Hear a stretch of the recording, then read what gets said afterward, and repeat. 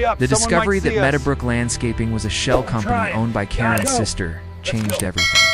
We now had a motive beyond a simple power trip. Money. Karen wasn't just trying to create a community meadow. She was trying to funnel HOA money to her own family through a fraudulent contract. But proving it would be tough. We needed someone on the inside, someone who had seen the books. My mind immediately went to Arthur, the HOA treasurer. I'd seen him at a few meetings. He was a quiet, nervous man, an accountant by trade, who always seemed to be shrinking in his chair whenever Karen spoke. He looked like a man who hated confrontation, which made him the perfect puppet for someone like Karen. But it also made him a potential weak link. I decided to approach him carefully. No ambushing him at his home. I found out where he got his coffee every morning. A little independent place downtown, far from the prying eyes of Granderson Estates. I went the next day and accidentally ran into him in line. Arthur Wright. From the HOA? Damien DeClaire. He looked up, startled, and his eyes darted around as if Karen might pop out from behind a pastry display. Oh, yes. Hello, he stammered. I kept my voice low and friendly. Can I buy you your coffee? I wanted to ask you about something if you have a minute. He looked deeply uncomfortable, but was too polite to say no. We sat at a small table in the corner. I didn't beat around the bush. I laid my phone on the table and played a 30-second silent clip of the drone. Footage the men pulling up the survey stakes. His eyes widened. I know you're just the treasurer, I said softly. You just signed the checks. But I have to ask. Have you seen any invoices from a company called Meadowbrook Landscaping? Arthur turned pale. He licked his lips and stared into his coffee cup. I'm not sure, Karen. She handles the beautification budget herself. She says there are pre-approved capital expenses. I pushed a single sheet of paper across the table. It was the printout of the company's registration with her sister's name and address highlighted. Her sister, Arthur. She's paying her sister with HOA funds for work that includes trespassing on my property and moving survey markers. That's fraud. That's a crime. And as the treasurer who signs the checks, you could be seen as an accomplice. I wasn't trying to threaten him, but to show him the cliff he was being pushed towards. I could see the panic in his eyes. He was a numbers guy, a rule follower, caught in something far over his head. He just shook his head, grabbed his coffee, practically ran out of the shop without saying another word. I thought I had failed. I thought I had scared him off for good. I think I blew it, Diane, I told my wife. He ran away like I was the plague. Diane put her hand on my shoulder. Maybe not. You didn't scare him? You told him the truth. You gave a good man a reason to be brave. I wasn't so sure. We spent the rest of the day in a tense silence, waiting for a call from Karen's lawyer, or worse. But the call never came. The next morning, I went out to get the newspaper. As I opened my mailbox, a small object fell out onto the ground. It was a thumb drive. A simple, black plastic thumb drive with no label. My heart skipped a beat. I picked it up, went inside, and locked the door. I walked into my office, my hands shaking slightly, plugged it into my computer. It was all there. Arthur had downloaded everything. Next, I took the drone footage of the stake pulling incident and went to work. I spent an entire day in my office using my mapping software to create a digital overlay. I synced the GPS data from the drone with the official survey map. The result was a damning visual. I could show with pinpoint accuracy the exact location of my legal property line and the new, fraudulent line Karen's goons had hammered into the ground. I created a simple animation showing a red line theirs pushing past a solid green line mine, swallowing a 30-foot wide chunk of my property. It was simple enough for a third grader to understand, and it was irrefutable. But I wasn't done. I knew they'd try to claim the original survey markers had been moved before, that their new stakes were the correct ones. So I went out with a can of invisible UV paint and a black light.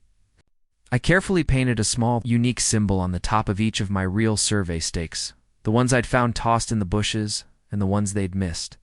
Then I filmed myself doing it with a news channel playing on my phone in the background to timestamp the video. Now, if they tried to swap them again, black light would reveal the fraud instantly. While I was busy with the high-tech stuff, Diane was tackling the legal angle.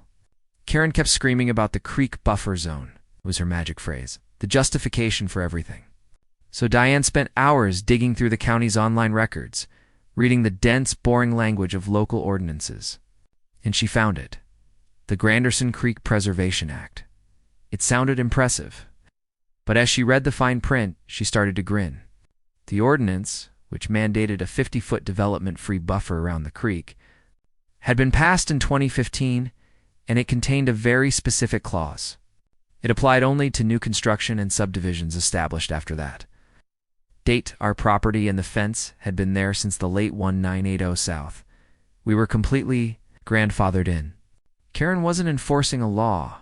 She was twisting it to suit her needs, counting on the fact that no one would bother to actually read it. Diane printed out the entire ordinance, highlighting the relevant section with a bright pink marker. We were building a fortress of facts. The deed, the survey, the drone footage overlay, the UV-marked stakes, the county ordinance, each one was a brick in our wall, but we felt like something was still missing.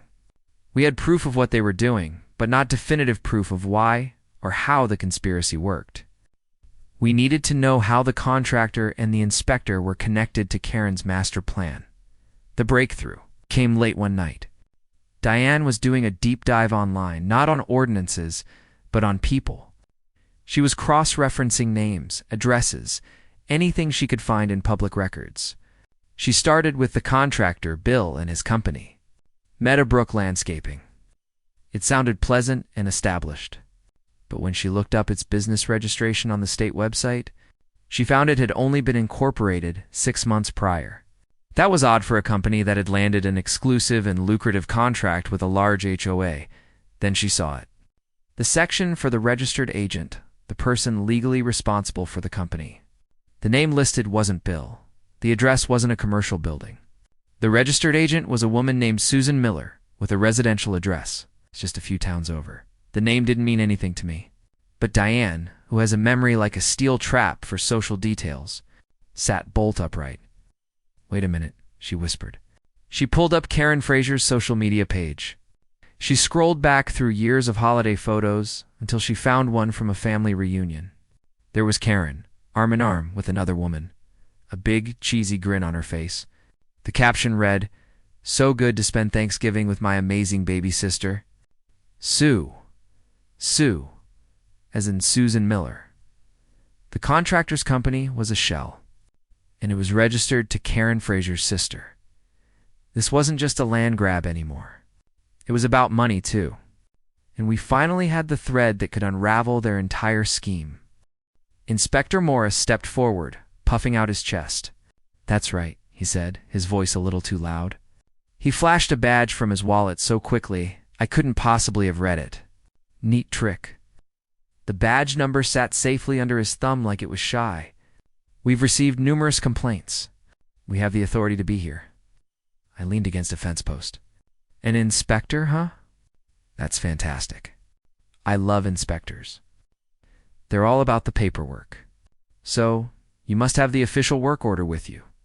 The one that specifies the exact nature of the work.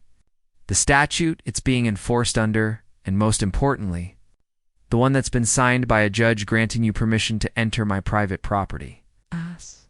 I smiled pleasantly. "I'd love to see it." I held out an open palm.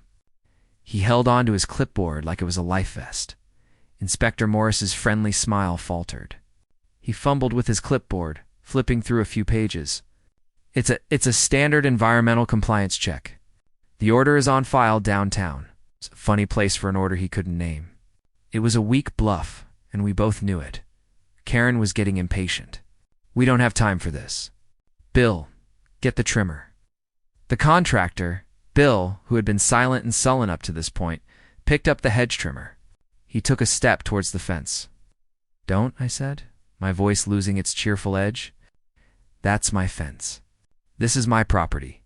You are not welcome here." Bill looked at Karen, who gave him a sharp nod. He was a big man, probably used to intimidating people. He clearly thought I was just some tech nerd who'd fold under pressure. He reached over the fence and gave me a shove on the shoulder. It wasn't a punch, Just a hard, contemptuous push designed to move me out of the way. "Get lost, pal," he grunted. I stumbled back a step, more from surprise than force. I didn't shove back. I didn't yell. I just looked at him, then at Morris, then at Karen, and I held my phone up a little higher, making sure the camera was steady. Diane, from the porch, said loudly and clearly, "I got that. I got the assault on video." Bill's shoulders dropped like he'd heard cuffs click in another zip code. Even Morris took half a step back from his clipboard shield. The word assault hung in the air. Bill's face paled. Inspector Morris looked like he wanted to be anywhere else on earth. Karen's eyes widened and feared not at Bill for shoving me, but at me for getting shoved. And right at that perfect, cinematic moment, the sound of a car rolling slowly down the street reached us. It was the same young deputy from the bulldozer incident. I'd called the non-emergency line the moment I saw them setting up, explaining the situation and the history. He didn't even get out of the car at first. He just rolled down his window. "Folks," he said, his voice heavy with exhaustion, "are we really doing this again?" He finally got out, walked over, and took in the scene. The tools, the angry HOA president, the nervous inspector, and me standing there with my phone still recording. I explained what happened. I told him I had it on video. The deputy's entire demeanor changed. He turned to Bill. "Did you put your hands on this man?" he asked, his voice now hard and official. Bill stammered. I just nudged him." The deputy shook his head. "That's not what he's saying. And he's saying he has it on video." He looked at Karen. "Ma'am, I told you this was a civil matter. It has now become a criminal one. I want you and your friends off this property line. Do not come back. Do not contact Mr. DeClaire. If I have to come back here today, someone is going to be leaving in handcuffs." Karen started to protest, shrieking, "But I have a permit." "The inspector is here." The deputy cut her off. "I don't care if you have a permission slip from the governor. You are on the verge of being arrested. Leave, now." He pointed at the hedge trimmer. "Tools down, President Fraser. You're not beautifying. You're breaking and entering with flair." They gathered their tools, defeated and furious, and retreated. As they walked away, the deputy gave me a long look. He knew, and I knew, that this was far from over. Karen wasn't just going to give up. She was going to find another way. And next time, she'd be sure to bring a bigger shovel. The shove was a turning point. It was no longer a game of passive aggression. They had escalated to physical contact and brought in a corrupt county official. Diane and I knew we had to shift from defense to offense. Our quiet little house became a war room. We turned the dining room table, normally home to pleasant family meals, into a command center. The battle was going to be won with data, and I was going to build an arsenal of it. I started by pulling out every piece of paper I had related to the house. The original deed, thick and heavy with the weight of legal ownership. The official county survey from when we bought the place, its crisp lines and official stamps, a beautiful sight to behold. I took it to a print shop and had it blown up to the size of a poster, which I hung on the dining room wall. It was our map of the battlefield. And here he is now, Mr. DeClaire himself, come to see the democratic process in action. The room murmured. A few people glared at me. I stood up. "Karen, may I say something?" I asked, my voice calm and clear. She looked surprised, but then gave a magnanimous wave of her hand. "Of course. We believe in open discussion here in Granderson." She thought I was going to argue, to make a scene, to prove her right. I walked to the front of the room. "I don't want to say anything," I said, holding up the thumb drive. "But I do have a short video I'd like to show everyone. PG-213, strong language. Property rights. About all this beautification work." I saw a flicker of panic in her eyes, but she was trapped. In front of the whole neighborhood, she couldn't say no. She reluctantly nodded to the guy running the projector. I handed him the drive. A moment later, the screen behind her flickered to life. It wasn't a video of my messy woods. It was the eerie, black and white thermal footage from the Nocta. The room went quiet. They watched as two shadowy figures, crept onto my property in the dead of night. They saw them yank my survey stakes out of the ground. They saw them hammer new ones in 30 feet inside my property line. The video was silent. The actions on screen spoke volumes. Then I had the tech guy pause and switch to the 4K color footage. I had him zoom in on the contractor's face. Does anyone recognize this man? I asked the silent room. A few people gasped. Someone in the back shouted, "That's Bill!" The landscaper. The room tilted. Whispers snapped into open murmurs. A man in a golf shirt stood up, red-faced. My dues paid for that? Phones came up like a firing line. Click, click, click. Karen's smile calcified. You could hear the room decide. The mood in the room shifted instantly from hostility. Towards me to confusion and suspicion. Towards Karen, people started whispering, looking from the screen to her. Her face was pale, her plastic smile completely gone. She had been caught red-handed in front of everyone she was trying to impress. The smear post hadn't just backfired, it had blown up in her face. But Karen Fraser was not the type to surrender. Cornered and humiliated, she did the only thing she could. She doubled down. She grabbed the microphone, her voice shaking with rage. This is edited footage. It's fake. This man is a liar.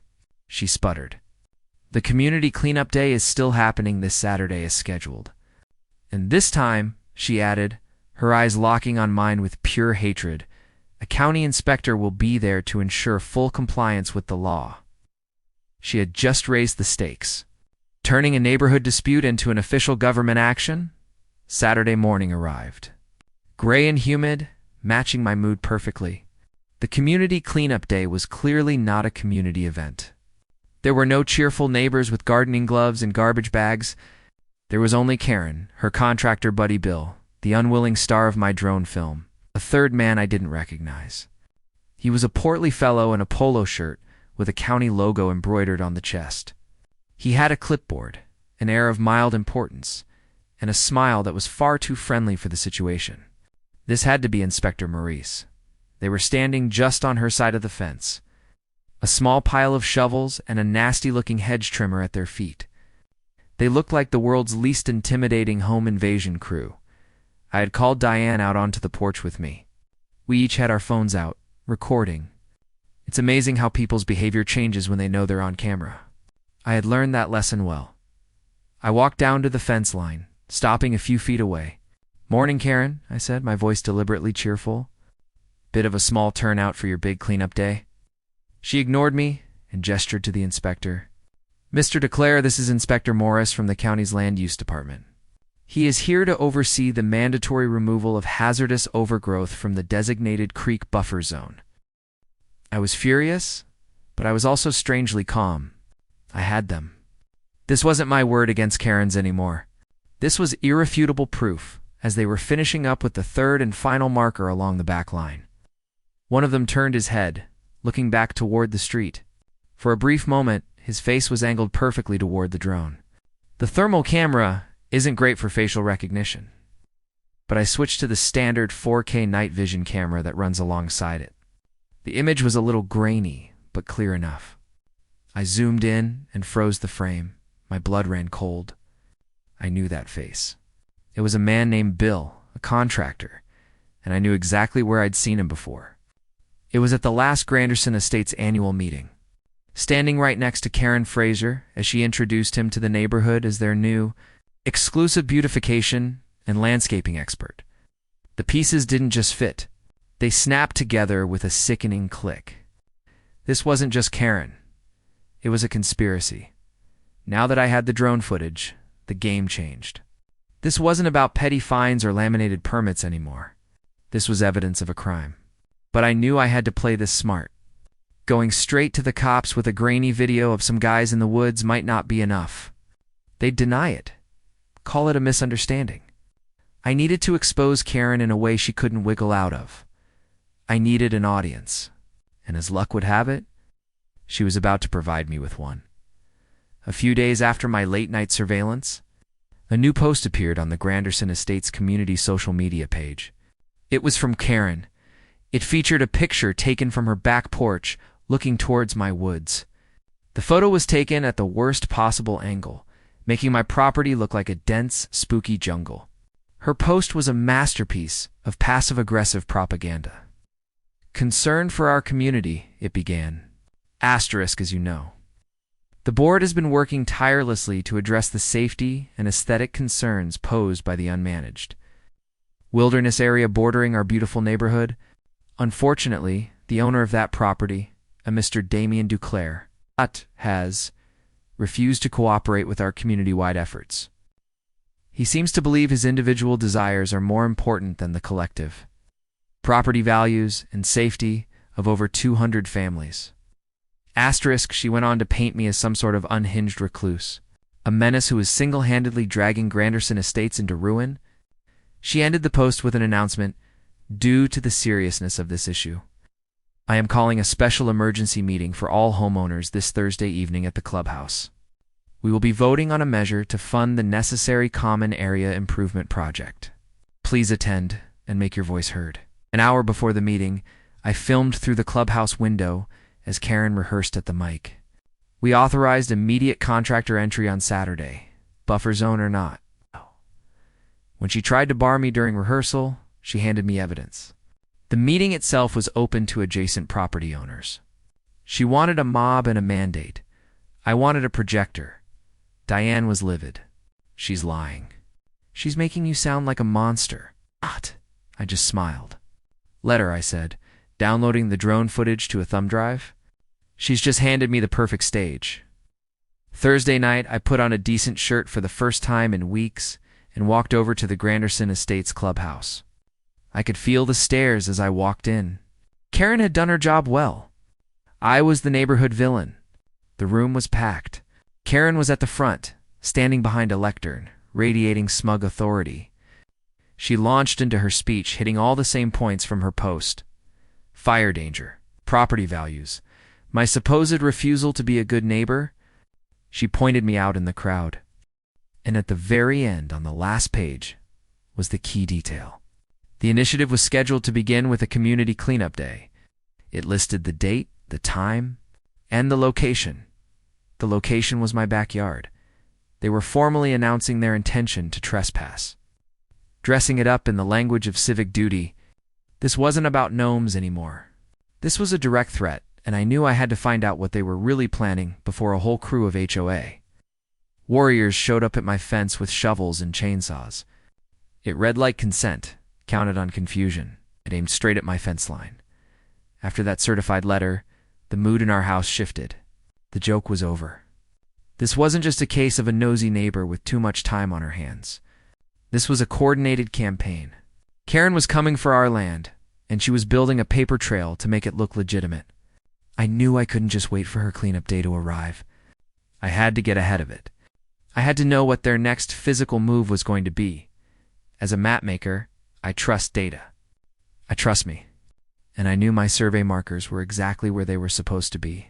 But what if Karen's plan was to simply move them? It was a bold, illegal thought. But nothing about her behavior suggested she was afraid of breaking a few rules. So I decided to set a trap.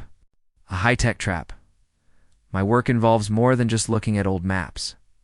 I use GPS, satellite imagery, and my personal favorite, drones. I have a collection of them, but my pride and joy is a custom-built quadcopter I call the Noxrafter the Owl. It's whisper quiet and equipped with a high-resolution thermal imaging camera. It can see a rabbit in a field from 400 feet up on a moonless night. It's perfect for seeing things that don't want to be seen. That night, after Diane went to bed, I set up my command center in the living room. I had my drone controller linked to a large monitor. I launched the Noctua from the back deck and sent it up to a silent hover high above the tree line. Its eye pointed down at the border between my property and the manicured lawns of Granderson Estates. Then I sat back and waited, sipping cold coffee and watching the world in shades of white, gray, and black. For hours, nothing happened. The world slept. I saw a deer wander through my woods, a glowing white shape moving gracefully between the dark, cold trunks of the trees. I saw a raccoon methodically trying to open a neighbor's garbage can. It was peaceful. I was starting to think I was just being paranoid, that maybe Karen, for all her bluster, wouldn't actually stoop to criminal activity. I was about to pack it in when, around 2 o'clock in the morning, a new heat signature appeared. A dark, unmarked van pulled up at the end of the street, its engine and tires warm against the cool pavement. It parked without its headlights on. 2 figures got out. They weren't glowing as brightly as the deer. Their clothes masked some of their body heat, but they were clear as day on my screen. They moved furtively, carrying what looked like a sledgehammer and a canvas bag. My heart started pounding. This was it. They walked straight to the edge of my property, moving with a confidence that told me they knew exactly where they were going. I zoomed in with the thermal camera. They went directly to the official metal survey stake at the far corner of my lot. One of them pulled a tool from the bag, a heavy-duty stake puller. With a few grunts of effort, which I couldn't hear but could easily imagine, they yanked my official, legally registered survey marker right out of the ground. My jaw tightened. This was happening. This was real. They tossed it aside into the bushes like a piece of trash. The other man paced off about 30 feet into my property and drove a new one in. They were literally redrawing the map in the middle of the night. A flashlight raked the tree line. Too close. I held my breath, thumb on the kill switch. Diane's hand found my shoulder. Steady, the beam slid on. The owl took the blame. I recorded every second of it. The drone was so high and so quiet, they had no idea they were the stars of their own little crime movie. They moved along the fence line, repeating the process. They pulled up another one of my markers and hammered a new one in, stealing another slice of my land. Diane was furious. "This is insane, Damien. They can't do this. We're not even in their stupid HOA." She was pacing the kitchen, waving the letter about Bartholomew the gnome like it was evidence in a capital case. "I know," I said, trying to keep the grin off my face. "It's harassment, pure and simple. She's trying to bully us to make life so miserable that we either give in or sell. My wife is the kindest, most reasonable person I know. But when you threaten her family or her garden gnomes, a different side comes out." "Well, she's picked the wrong family to bully," Diane said, her eyes flashing. "What are we going to do?" I tapped my fingers on the pile of citations. "She wants to play a paper game." "Fine, we'll play. I'm a map maker. I'm good with details, with precision, and with official-looking documents. And I have a very good laminator." That weekend, I drafted my own official document. I used a fancy script font and a very serious-looking border. At the top, in big bold letters, it read, "Official permit to mind your own business." In the clauses below, it granted the bearer one Damien Declare full authority to grow trees of any size, shape, or species, to maintain a fence of rustic and charming character, and to display lawn ornaments of a whimsical and non-threatening nature. I signed it with a flourish, laminated it, and used 3 heavy-duty zip ties to attach it to my fence. Directly facing Karen Fraser's house, I knew she'd see it. It was petty, yes, but it felt so. So good Diane came out onto the porch while I was admiring my handiwork. She read it, covered her mouth, and let out a snort of laughter. "Oh, you're terrible," she said, not meaning it at all. "I know," I replied proudly. For extra spice, I stuck a tiny QR code at the bottom. Scan it, and up pops the county plat with a blinking blue dot labeled, "Not Your Land."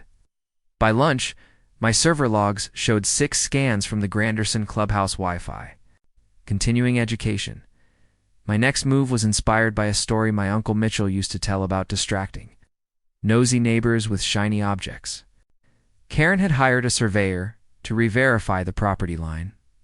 I saw his truck parked on the street for 2 days straight. So, I went to the hardware store and bought 24 of those little wire flags surveyors use, but in a rainbow of neon colors. Then, in the dead of night, I went out and planted them all over my property in a completely random, nonsensical pattern. I put a cluster of them around my mailbox. I made a little smiley face out of them in the middle of my front lawn. I put one right on top of Bartholomew, the gnome's little pointed hat. The next morning, I watched from my office window as the surveyor stood there, hands on his hips, staring at the chaotic constellation of flags. He looked utterly defeated. He spent an hour pulling up my decoy flags before he could even start his work. It was a small victory, but it was mine. The fun and games, however, came to a screeching halt a few days later. Another cream-colored envelope arrived, but this one was different. It came via certified mail, meaning I had to sign for it. It felt heavier, more ominous. Inside wasn't a fine, but a multi-page document outlining a mandatory community beautification initiative. It was full of legal-sounding jargon about invasive species, erosion control, and creek preservation, all things Karen had never cared about before. It described a plan to remove unmanaged growth and create a natural meadow habitat. The document was slick, professional, and deeply unnerving. It was a declaration of intent, a detailed battle plan. She actually laughed. It was a short barking sound with no humor in it. Oh, that's where you're mistaken. The community covenants clearly state that the HOA controls the aesthetic and safety standards of the buffer zone for the good of the entire neighborhood. We have a permit. She waved a piece of paper in her hand. It looked important from a distance, probably because she was holding it like it was a stone tablet from the heavens. I knew, with the certainty of a man who deals with official documents for a living, that it was probably about as legally binding as a grocery list. I haven't seen a permit, I said calmly, and nobody from the county has served me a notice to clear my own land. So, I'm going to have to ask you to take your Tonka toy and go home. The contractor snorted and pushed himself off the machine. He was a big guy, all shoulders and gut. Look, pal, we got a job to do. The lady says, clear the brush. We clear the brush. Took a step toward my fence. That's when my own internal line was crossed. Take one more step, I said, my voice dropping that last little bit from calm to cold, and I'll be calling the sheriff for trespassing. Karen's face went from smug to furious in a heartbeat. You can't do that. This is an official HOA action. We control the buffer zone. She shrieked, the word buffer echoing weirdly in the quiet morning air. I just pulled out my phone. Watch me. I dialed 911. The standoff was exactly as awkward and tense as you'd imagine. Porch lights winked on. Robes, coffee mugs, camera phones. Karen's opening act had an audience. The rumbling bulldozer was the only thing making a sound. A county sheriff's deputy arrived about 15 minutes later. He was young, looked tired, and clearly was not thrilled to be mediating a property dispute at the crack of dawn. He listened to Karen's loud, indignant story about community safety and her magical permit. He listened to my quiet, factual one about property lines and deeds. He looked at her paper, then looked at me. Ma'am, this appears to be a work order from your HOA. It's not a court order. I can't let you take down his fence or his trees based on this. Karen's jaw dropped. But the buffer zone, the deputy sighed, the sound of a man who had dealt with too many Karens. This is a civil matter, ma'am. If you believe this land is yours, you need to take it to court. For now, you need to stay on your side of the fence. He turned to me. Sir, I'd suggest making sure your property markers are clearly visible. He gave me a look that was part warning, part sympathy. I have a feeling this isn't over. Karen didn't say another word. As the deputy walked back to his cruiser, Karen leaned toward the dozer operator and lowered her voice. The line is moving one way or another. The rumble hit it from everyone but Diane's phone. She just glared at me, a look of pure, unadulterated venom. It was a look that promised war, and I knew right then that she was just getting started. The war began not with bulldozers, but with paper and avalanche of it. Suddenly, my mailbox was stuffed with crisp, cream-colored envelopes, each bearing the regal Granderson Estates crest. It seemed Karen, having failed in her frontal assault, had decided to bleed me out with 1,000 paper cuts. The first letter was a formal citation. Unapproved exterior flora, followed a week later by non-compliant boundary demarcation. My split rail fence, the one that had been there for 30 years, was suddenly a problem. Another $200? My personal favorite came the following Monday. A fine for visual pollution. Attached was a grainy, zoomed-in photo of the little ceramic gnome Diane had placed by our bird bath. The gnome, whose name was Bartholomew, was apparently offensive to the delicate sensibilities of the Granderson community. I bought land outside the HOA for peace and clean lines. Then the president showed up at dawn with a bulldozer to reclaim my land. They thought a work order and a bluffing inspector made them feared. But they didn't know my drone caught them moving my survey markers in the night of leverage I was about to use to call the sheriff. Shut them down. Before diving in, let me know if you've had any run-ins with a Karen down below. I make maps for a living. Lines are my love language. Where things start, where they stop, and who gets to say so. It's a neat, tidy business. You draw a line, you label what's on either side, and that's that. My property line was a very simple, very beautiful thing. On one side, my 4 acres of glorious, untamed woods. On the other, the meticulously manicured lawns of Granderson Estates. A place where they probably issue citations if your blades of grass are not all facing the same direction. I bought my land specifically because it was on the other side of that line. The side free from the clutches of a homeowners association. I thought that line was as clear as the deed in my safe. I was wrong. The trouble started not with a bang, but with the low, guttural rumble of a diesel engine at 5 in the morning. It's a sound that doesn't belong with the chirping birds and the gentle rustle of leaves. It's the sound of progress, I guess. But it was progressing right toward my back fence. I threw on a pair of jeans and boots, grabbing my phone. My wife, Diane, was already up, peering through the blinds. "Damien, what is that?" she whispered, her voice tight with the same alarm I felt.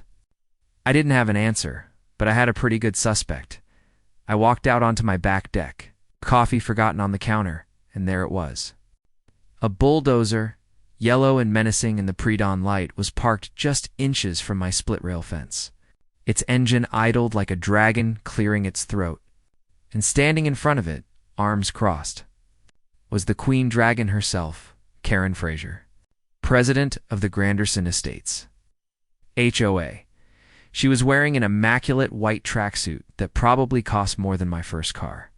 Looking completely out of place and yet utterly in her element, she saw me in a triumphant, plastic smile spread across her face. "Morning, Mr. DeClaire," she called out, her voice sharp enough to cut glass. "Lovely day for some community improvement." I walked down the gentle slope of my yard until I was standing on my side of the fence.